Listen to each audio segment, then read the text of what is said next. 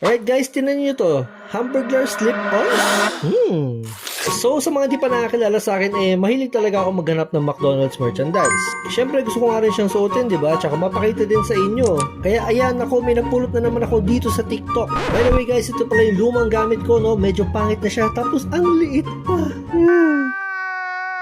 Kaya naman, nung nakita ko talaga to, hindi na ako nagdalawang isip pa, no? Hindi ko na yan pinadaan sa cart. Yun, swabing-swabe lang yung black and white color ni Hamburglar. Tapos ang cute ng mask niya, nandun sa sports mode na strap. Tapos yung G-Bit, super cute din. Ayan, si Hamburglar at kung ano man yun ito. Ayan. Bala ko din pala ilipat dito yung mga lumang G-Bits para cool, di ba? Cool. Ayan sa kabila, tingnan ninyo naman. May kurbata, may bibig, at yung hat din niya. Grabe talaga. Masarap din siya sa paa, at saka may sizes din ito, no? Saktong-sakto sa mga katulad ko, medyo may kalakihan yung paa.